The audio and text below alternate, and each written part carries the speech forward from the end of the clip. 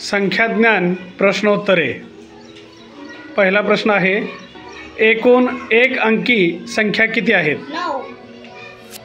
एक अंकी समसंख्या किती आहेत? 4. एक अंकी विषम संख्या किती? 5.